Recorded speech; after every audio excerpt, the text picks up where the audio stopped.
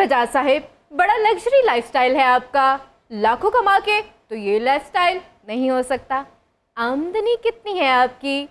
अल्लाह का बहुत शुक्र है जी, ट्रांसपोर्ट से हटकर भी मैं बिजनेस करता हूँ, माशाल्लाह, प्रॉपर्टी में करता हूँ। देखें, लाइफस्टाइल तो इंसान की अपनी खुशी से अच्छा रखा जाता है। वाह, मुझसे भी अरबों पति हैं, वो लाइफस्टाइल नहीं रखते तो उनकी मर्जी है। मैं तो कहता हूँ कि अल्लाह ने आपको दिया हो तो अपनी ज़िंदगी को अच्छी तरह जीना चाहिए। जो गाड़ी आपको पसंद है, अच्छा घर पसंद है, अपनी पसली के मुताबिक बंदे को उस हिसाब से चलना चाहिए। ना ये क्या तरीका है भी अपनी आमदन दसो, डायरेक्ट पूछ के दे और बंदा पूछ दे ते ई तरीके नाल। नियाजी साहब जी, तुसा मेरे को अपनी आमदन ते दसो, तारी आमदन क्या है? तुसा मेरे को अपनी आमदन दसाओ ते मैं तो आपको अपनी उम्र दसे सा। गल सुन, सीनियर एयर होस्टेस, उन्हां दी आमदनी तेरी उम्र तो थोड़ी निकली हो। चौधरी बिजाज साहब, यकीनन आप भी टैक्स देते होंगे। ऑफ कोर्स, लेकिन चौधरी बुलंद बख्श से ज्यादा नहीं देते होंगे। अच्छा, क्योंकि मैं तो इतना टैक्स देता हूँ, इतना टैक्स देता हूँ कि लोग मुझे विलियम टैक्स पेयर कहते हैं। विलियम टैक्स पेयर, वाह साहब, लगता है हवा दे भी टैक्स देंदे जी। चौधरी साहब सिर्फ टैक्स देते हैं, हमारी 3 महीने की तनख्वाहें अभी रहती हैं। और ये तो घर में भी ऐसी बोलती है, मोटर बंद कर दो, बिजली का बिल ज्यादा आएगा।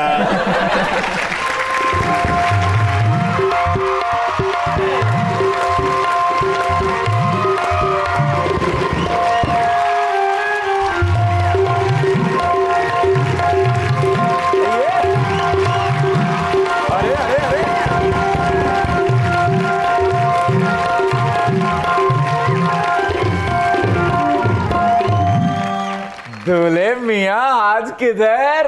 और ये कौन सा ट्रैक सुन रहे हो तुम? ये तो शगनों वाला गाना ही नहीं है। तुम क्या कहना चाहते हो? पायलट के लंच बॉक्स। और मुझे यही सूटेबल है। अच्छा, क्योंकि इसमें तरले हैं और मैं तरलों पे आ चुका हूँ। शादी की तमाम कोशिशें नाकाम हो चुकी हैं। अच्छा, तो आपको ये लगता है कि अताउल्लाह ईसा खेलवी साहब का गाना गाकर आपकी शादी की बंदिश खत्म हो जाएगी? हाँ, बैटरी से उड़ने वाली जहाज। तुम सही कह रहे हो। इसीलिए नियाजी साहब, आज से मैं नियाजी दूल्हा हूँ। मुझे ऐसा लगता है कि जिन्होंने आपको दूल्हा बनाना था वो आपस में लड़ पड़े।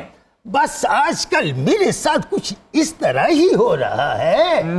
सर, आप एक काम, आपकी इतनी बसें चलती हैं, इसे किसी ऐसी बस में बिठाएं जो इसको बहुत दूर छोड़ा, इतनी दूर छाड़ा कि वापसी तक किराया इकट्ठा कर दे, उम्र लंघ जाए। मैं कहना फिर काबल ही छाड़ देना ताकि किसी काबल ही ना रहे।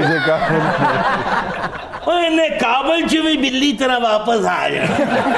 मैं क्या चौधरी मोहसिन, ਇਹਦਾ ਵੀ ਸਾਡੇ ਵਾਲਾ ਹਿਸਾਬ ਹੀ, ਜਿਵੇਂ ਸਾਨੂੰ ਲੋਹਾ नहीं ना रास, ਇਹਨੂੰ माला नहीं रास। क्या बात है, आधे पर वाले हेलीकॉप्टर। नियाजी साहब, शुक्र है कि आपसे मुलाकात हो गई। आपकी बसें इतनी शानदार है और मैं चाहता हूँ कि मेरी बारात आपकी बस में जाए। लेकिन इस उम्र वाले बंदे ने बस नहीं देंदे दूल्हे फ्रेश चाहिए, पुराना नहीं चाहिए। ਤੁਹਾਡੇ ਅਸੇ ਅਲੱਗਾ ਡਾਲੇ ਚੱਲਦੇ ਨੇ ਜਿੱਥੇ ਮੰਜਾ ਰੱਖੀ ਦਾ ਪਿੱਛੇ। नियाजी साहब, मुझको एक पुरानी लुगाई चाहिए। अच्छा, मेरी सुने बात, आप नियाजी साहब को तंग करने आ गए हैं। ना अभी आपका रिश्ता तय हुआ है, ना कोई तारीख तय पाई है, ना दुल्हन मिली है। हो सकता है कि उस वक्त नियाजी साहब से मुलाकात ना हो। आज नसीबों से मुलाकात हो गई तो मैं चाहता हूँ आज ही एडवांस बुकिंग करवा लेता हूँ, ताकि थोड़ा बहुता बोझ हल्का तो हो ना। यार बड़ा दूर देश है, 30 साल बाद जाने जानी आज बुकिंग कराउन दे। जांज 1122 ही जानी है। बारात 1122 पे जाएगी, बाजे बजाओ।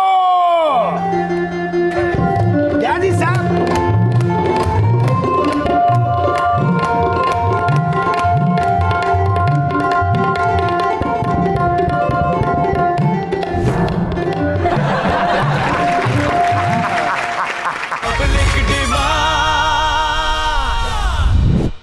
Welcome back to public.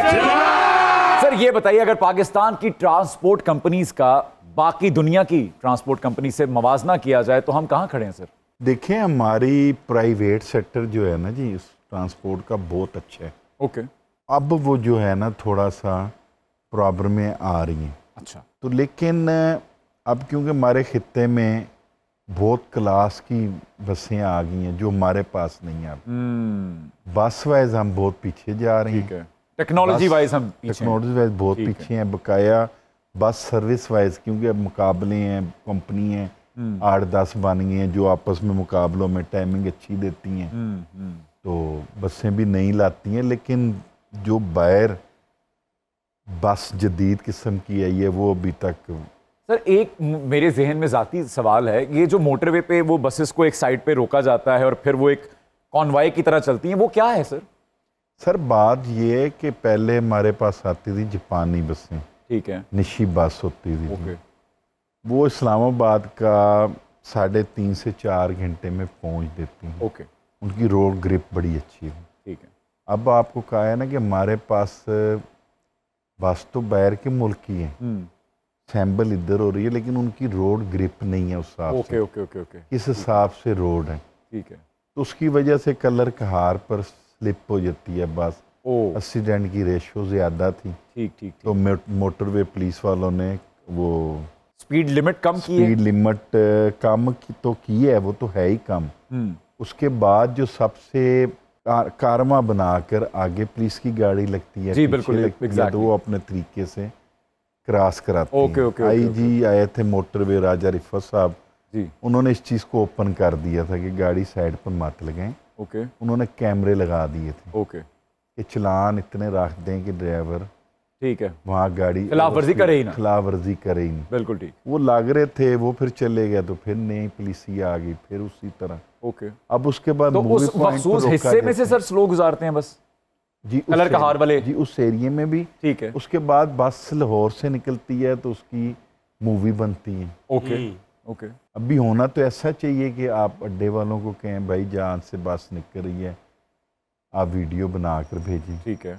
एक वो टाइमिंग ज़ाया होती है, एक कलर कार की टाइमिंग ज़ाया होती है, दूसरा फिर होटल पर भी 20 से 25 मिनट लग जाती हैं। पहले जब गाड़ियाँ थी वो 15 मिनट होटल पर उन्होंने स्टे करना है, उसके बाद उन्होंने गाड़ी भगा देनी है। बिल्कुल गाड़ी सही। ग्रिप बड़ी अच्छी थी। लेकिन सर इससे कुछ फायदा हुआ है? कोई हादसात में कमी आई है?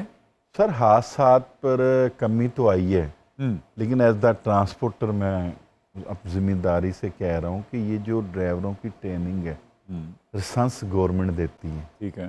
जब लाइसेंस आता है हम ट्रांसपोर्टरों का भी दिल होता है अच्छा ड्राइवर चले, बिल्कुल। मुसाफिर भी सेफ हों, कीमती जाने हैं, जी गाड़ी जी जी भी जी जी। हमारी सेफ हो। लेकिन यहाँ पर ट्रेनिंग कोई नहीं है। ओके। आपको मैं बता दूं कि कई ऐसे मुल्क हैं जहाँ पर बस का लाइसेंस होना, चलाने का लाइसेंस होना बहुत बड़ी उस इंसान जी में जी जी खूबी ऐसे ही, देखी बिल्कुल जाती ऐसे है। ही। और उसमें उसको ट्रेनिंग देती हैं, फिर उसकी टेस्टिंग करती हाँ हैं, जी। फिर लेती हैं। यहाँ पर कोई बस की आप बताएं ना कि बस जहाँ पर लाइसेंस मिलती हैं तो वहाँ पर कोई बस से वो उसको चलवाते हैं,